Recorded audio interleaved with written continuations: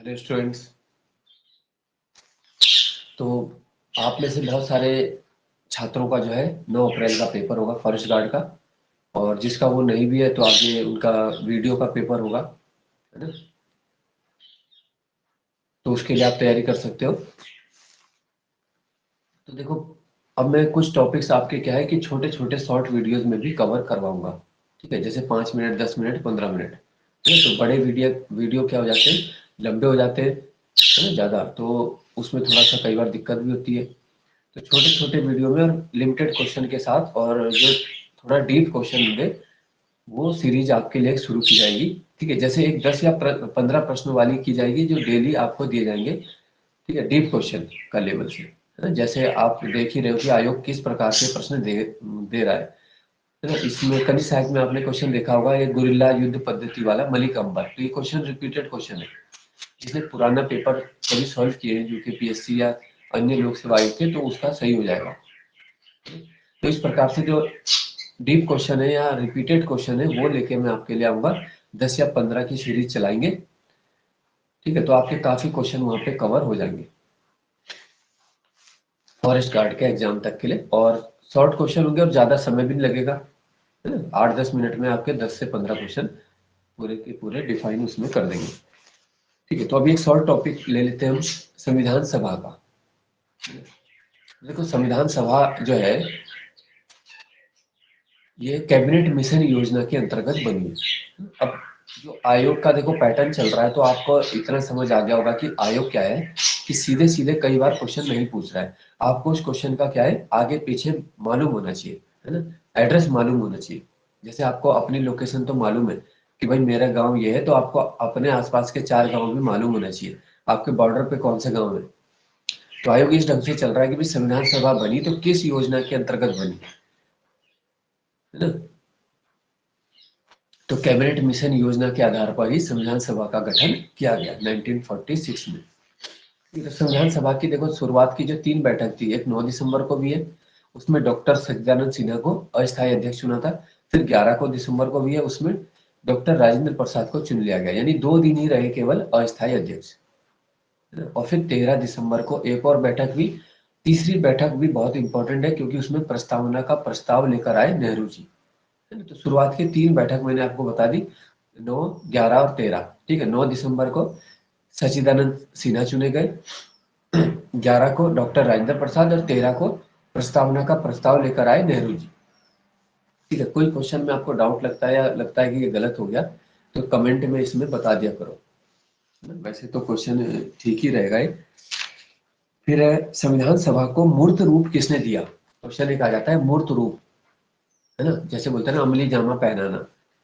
हिंदी के लिए भी मैं आपके डीप क्वेश्चन लेके आऊंगा। जिस प्रकार से हिंदी आप देख रहे हो कि दी जा रही है ना, शब्दावली आपकी बहुत मजबूत होनी चाहिए। तत्सम तद्भव जिस प्रकार से आ रहे हैं, है ना, ये विलोम और पर्यायवाची जैसे आ रहे हैं।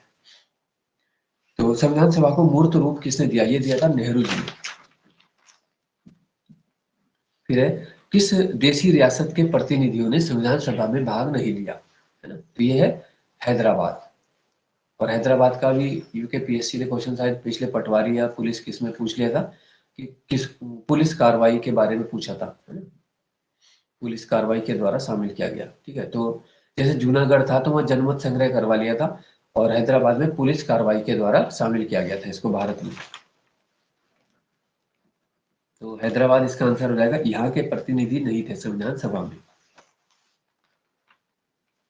ठीक है, फिर है मसौदा समिति। मसौदा बोलते हैं या ड्राफ्ट बोल लेते हैं या प्रारूप, एक ही बात है। तीनों नाम आपको याद रखना, मसौदा, प्रारूप या ड्राफ्ट, है ना। तो जो ये मसौदा समिति या ड्राफ्टिंग कमेटी है, डॉक्टर अंबेडकर इसके अध्यक्ष हैं और ये 7 सदस्यीय समिति थी।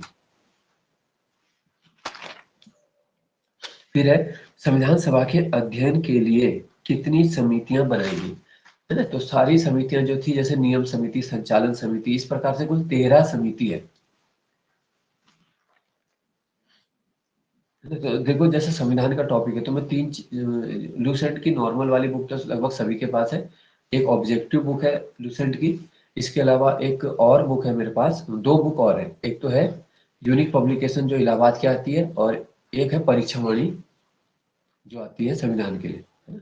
तो वहाँ पे काफी डीप दे रखा है, तो वो पोर्शन आपका वीडियो एग्जाम में काम आएगा, वहाँ पे भी काम आएगा, क्योंकि उसमें पंचायती राज चांसेस है काफी अच्छा पूछा जाएगा। तो प्रश्न देखो कहीं से भी कहीं आ जाता है, जैसे ये वित्तीय विकेंद्रीकरण पूछ लिया था इस बार, वित्तीय विकेंद्रीकरण, है ना। तो ये लॉर्ड मेयो था उसका आंसर। तो कहीं पे आप किसी एग्जाम के लिए पढ़ते हो, कहीं और क्वेश्चन का आपका आंसर बन जाता है।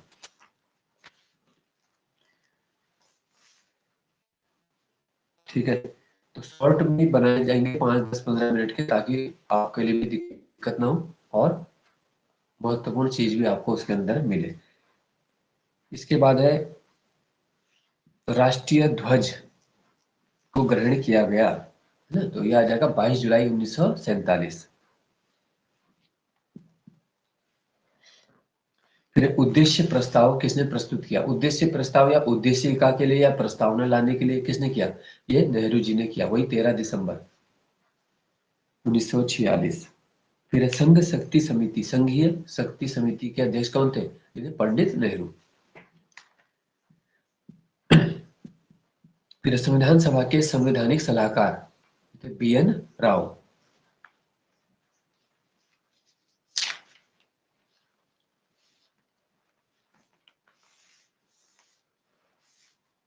फिर है कि संविधान जो है आंशिक रूप से कब लागू हुआ? वैसे तो सभी जानते हैं कि 26 जनवरी 1950 को संविधान हमारा लागू हुआ है, परिवर्तन में आया है ये, है ना। तो प्रवर्तन शब्द भी आता है लागू होने के लिए, याद रखना है, केम इनटू फोर्स इंग्लिश में बोल देते हैं। तो आंशिक रूप से कब आया अगर ये पूछे, 15 अनुच्छेद, तो वो पहले हो गए थे 26 नवंबर, है ना, 1949 को।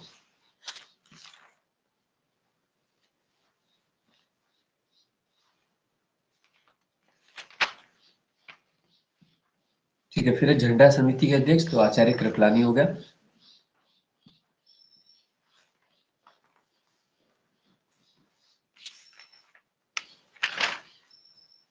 ठीक है, उद्घाटन अधिवेशन के अध्यक्ष तो पहला अधिवेशन बोल रहे हैं, उद्घाटन अधिवेशन बोल रहे हैं, बात एक ही है। ठीक है, 9 दिसंबर, तो डॉक्टर सच्चिदानंद सिन्हा इस समय।